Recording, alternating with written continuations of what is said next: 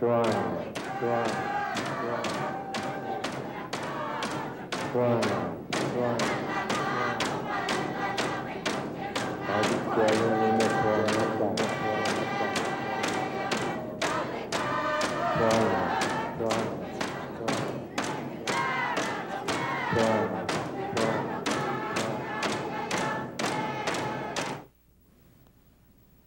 evening and welcome to SUAANGAN. I'm Stan Rubin.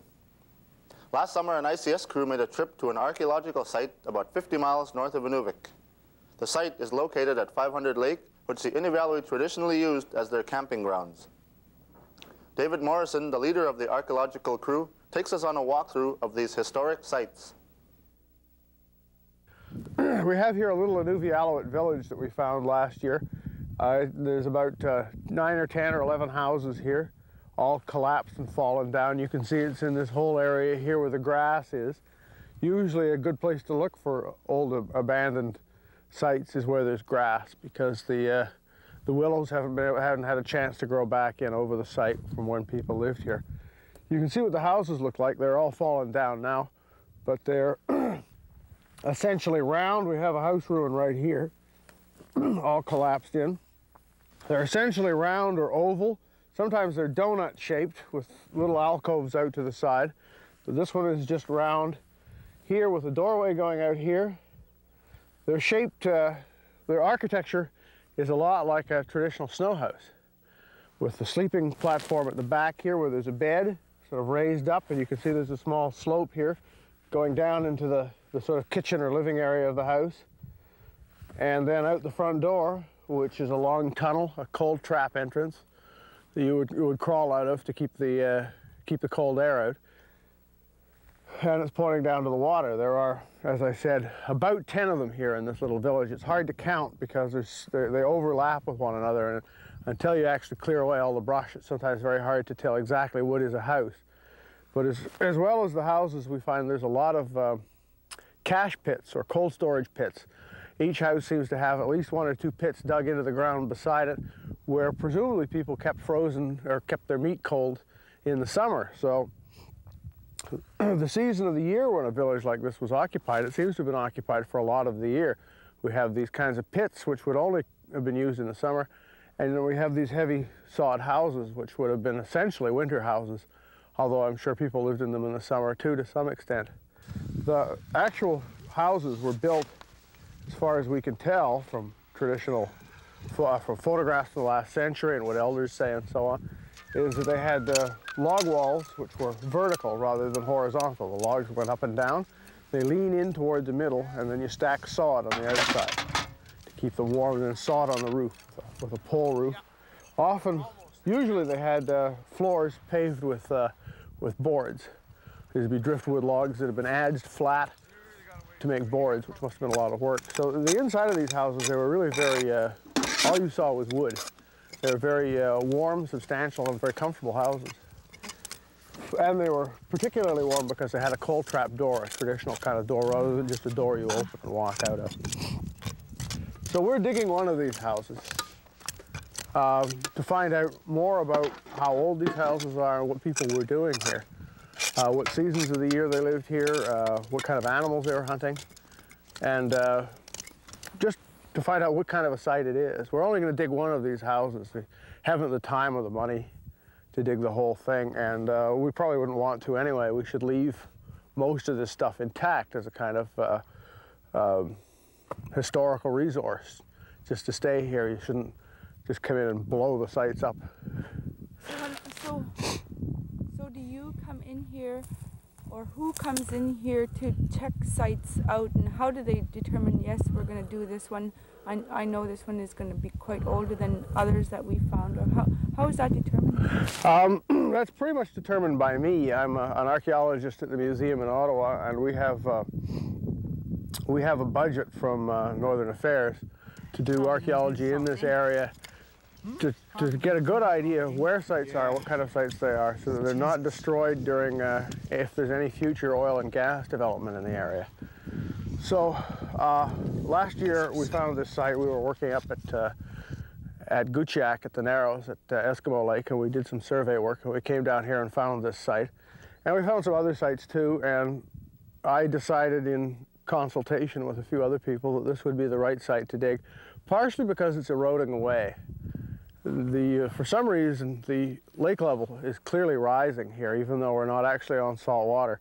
I think the fact that the ocean is coming up or the land is coming down is sort of backing up even the salt water here, or even the fresh water here. So we're getting erosion along the lakefront, and some of the houses are eroding into the water. So I thought we might want to dig one of the houses that was closest to the water, so that if it washes away in future, we'll have saved it first. And because it was a nice big village, it's nice a village is more complicated, and there's just more to find out. It's more interesting. We found other stuff, as I say, around here, but this looked like the best one. So what do you do when your crew first comes here to the house? Well, the first thing we do when we set up camp and all of that, and then we make a map of the site. We do that with transit and tape measures and so on, and we draw a map of, a topographic map of the site showing where all the houses are in relation to the coast and all of that. And then we just sort of pick a house that we'd like to dig at random. Essentially, I wanted one close to the water and one that looked kind of nice on the surface. And then we grid it off. We run a grid of squares, 2 meters by 2 meter squares, with pegs in each corner and string demarcating them off, and we dig within those squares so that we can map what we're doing more easily. So one person works on one square and another person works on the square next to them.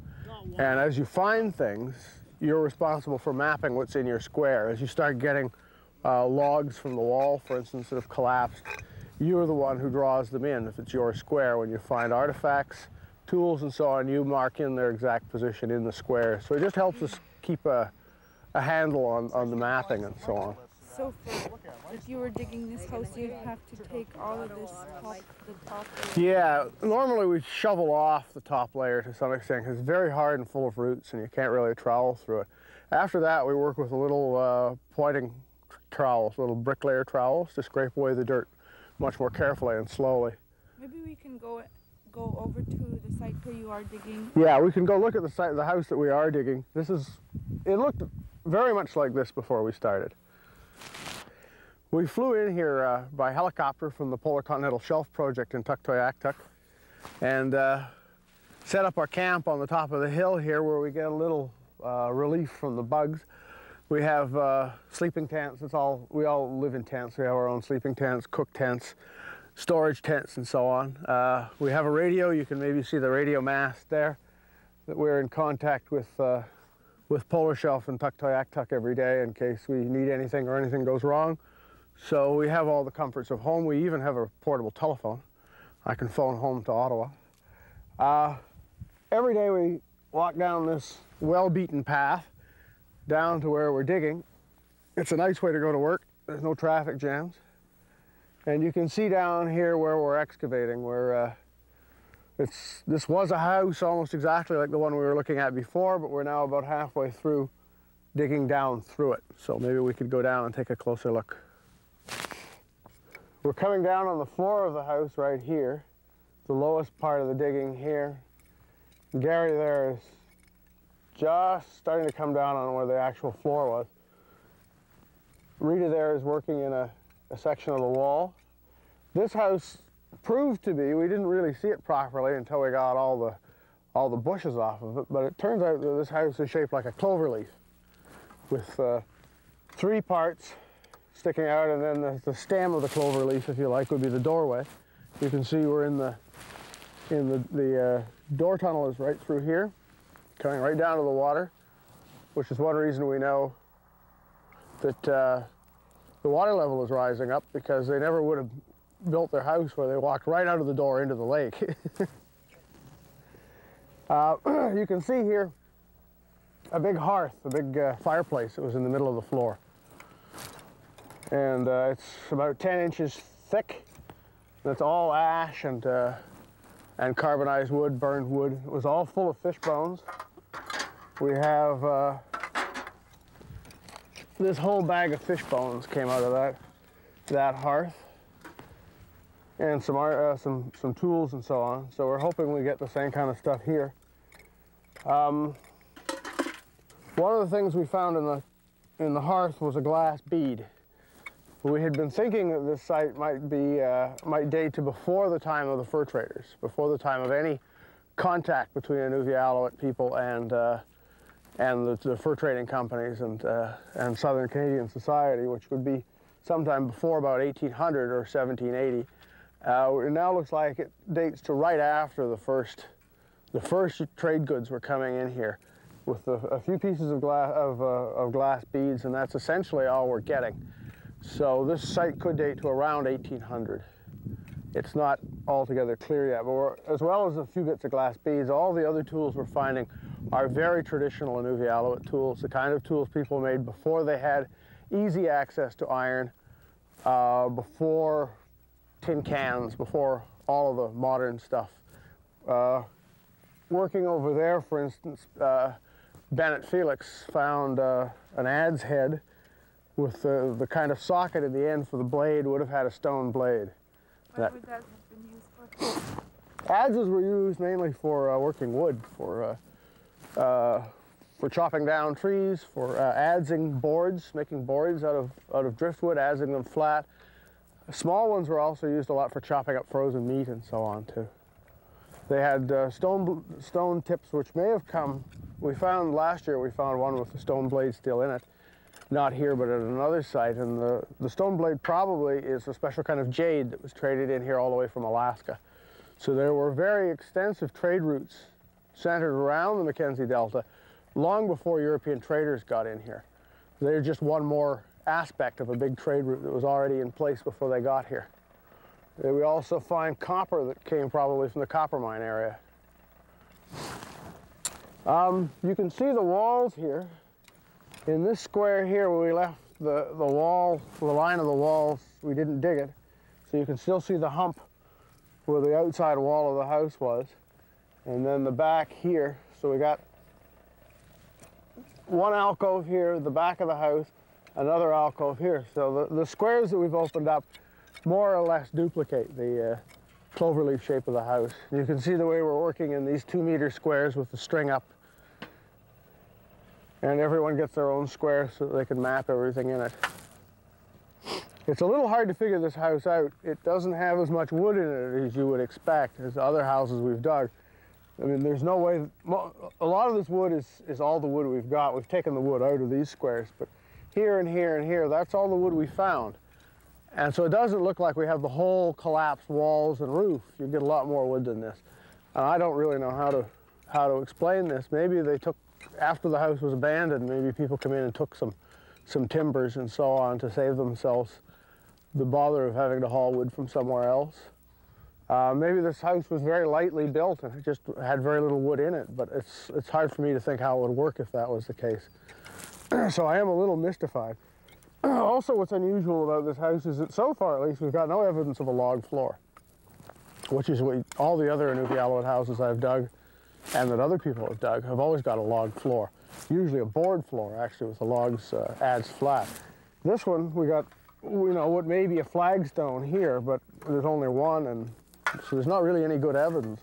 What we are getting on the floor, at the same level as this hearth, is a layer, well, 4 or 5 inches thick in places, of what look to be spruce needles, with even a few spruce cones in it, as well as millions of fish bones. So it's quite possible that the floor in this house, instead of being covered with logs, had spruce boughs laid on it, the way people do when they go camping in a tent. This I've never heard of before, but that's what it looks like was happening here. If you come over here,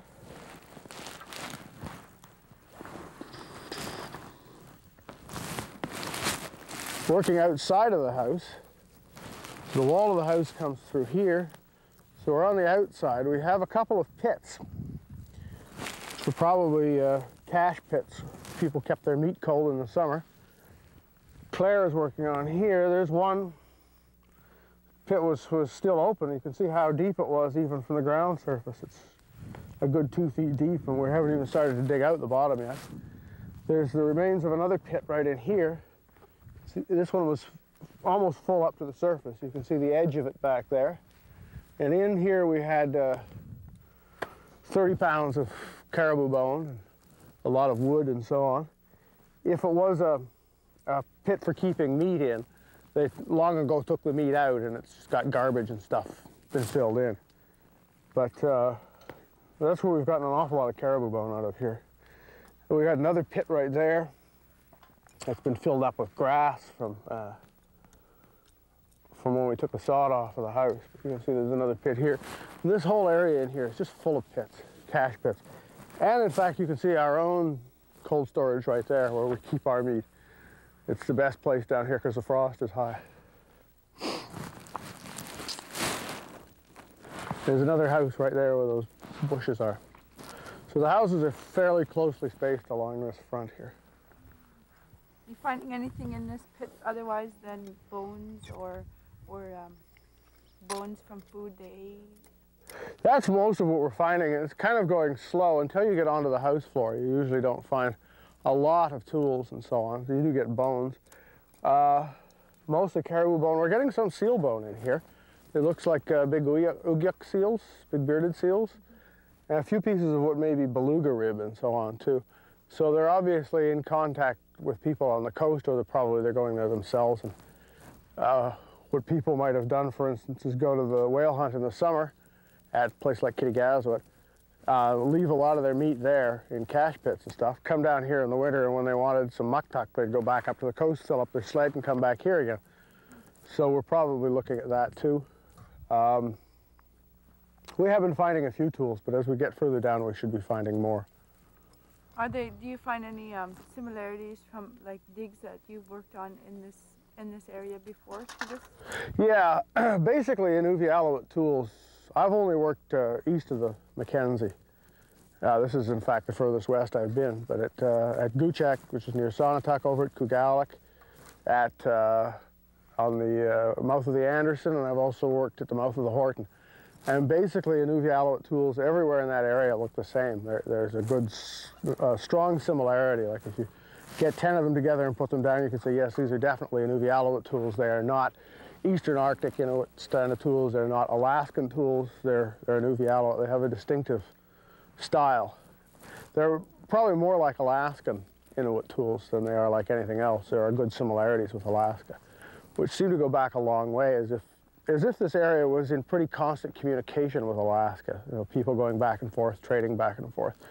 Because, well, for instance, that jade, if it's coming from there. And of course, people, that was a major population movement came from Alaska 100 years ago. And the archaeology would suggest that people have been going back and forth along that route for a long time.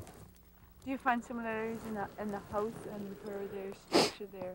Well, these cloverleaf shaped houses they show they're most similar to the kind of traditional houses that people lived in West Alaska, around Point Hope and so on. But again, they're sort of unique to the Delta. They're more like the Point Hope things, but they are unique to themselves too, and they're specific to the Delta. You never find things like this further east, for instance. Mm-hmm.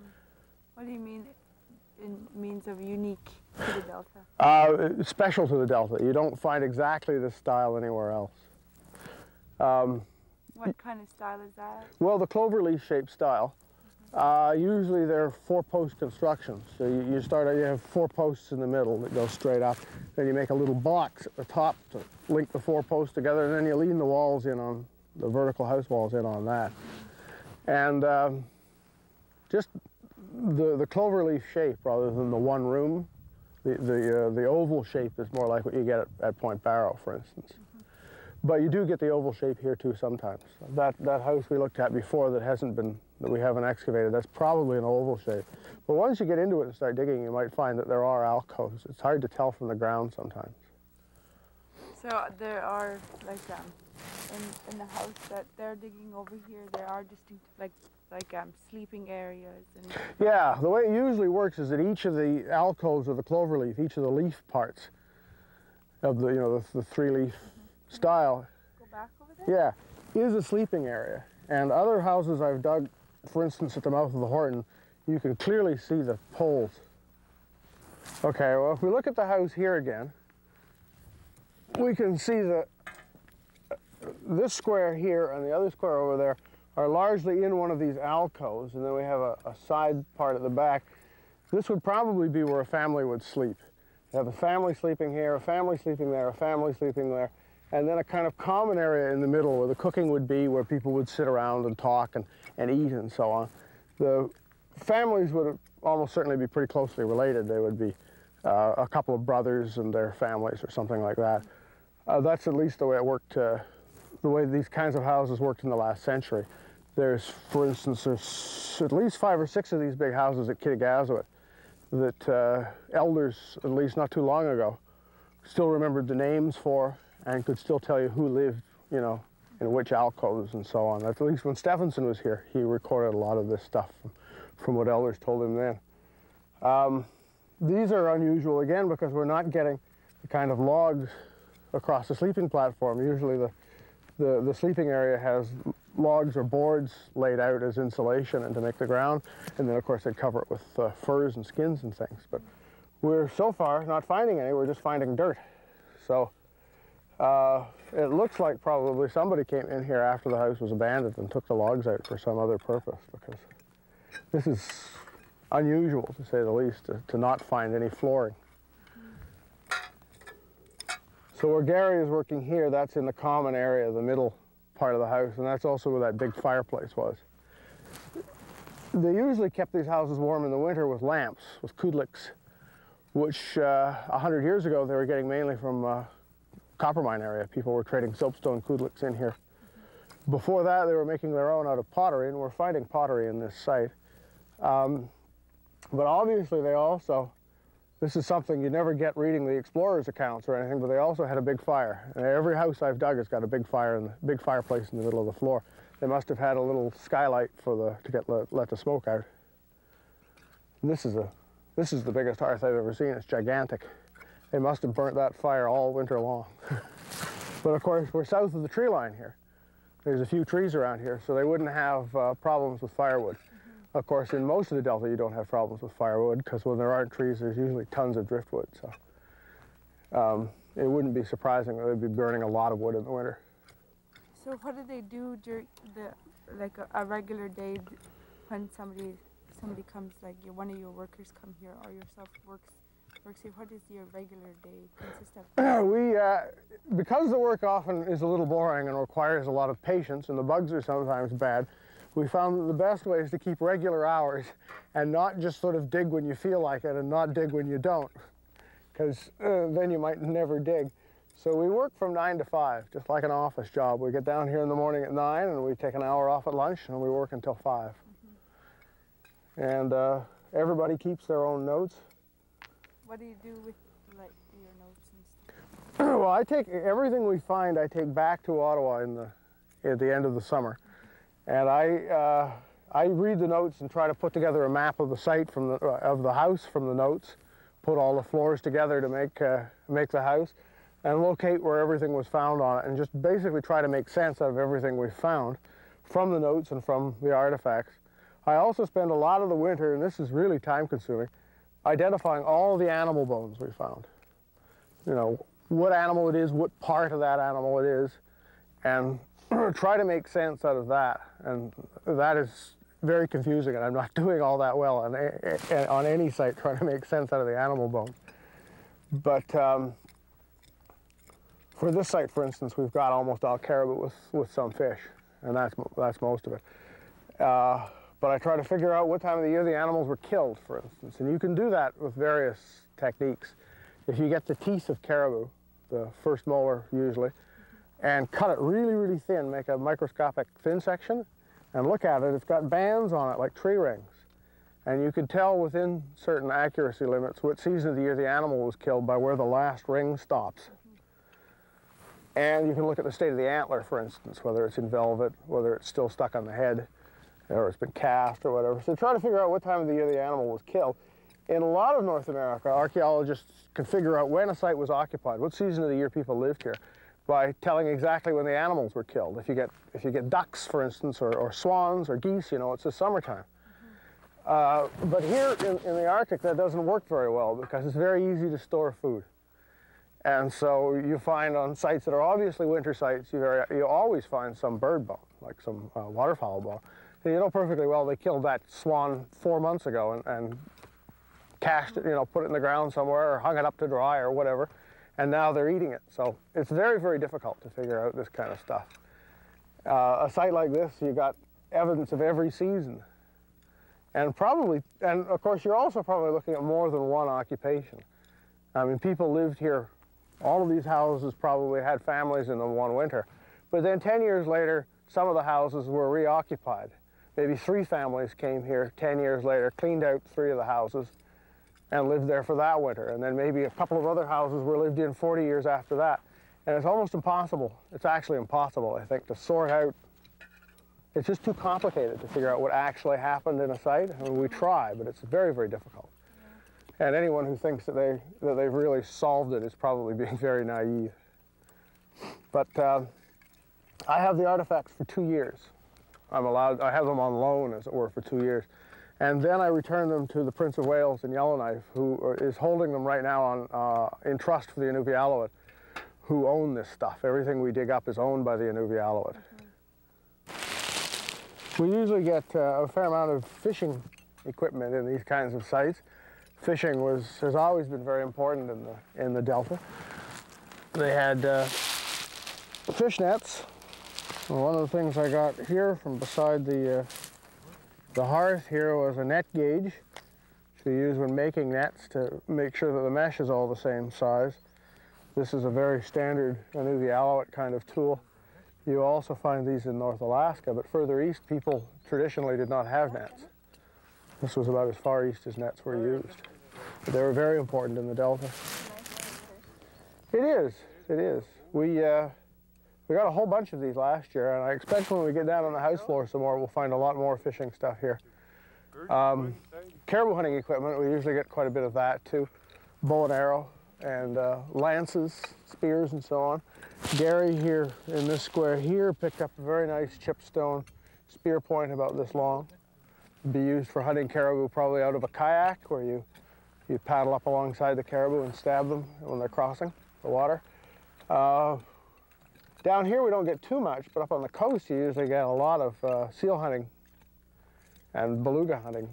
You know, harpoon stuff, harpoon heads, foreshaft, you know, all the parts of a harpoon except for the wooden shaft, and even sometimes you get the wooden shaft. Mouthpieces for floats, all of that kind of stuff. Boat parts. Last summer we got 3 or 4 Comatic runners, almost, you know, the whole front part, perhaps this long. The turning up part at the front. All kinds of stuff. Because we're in the north, because we're in the Arctic, the organic preservation is really good.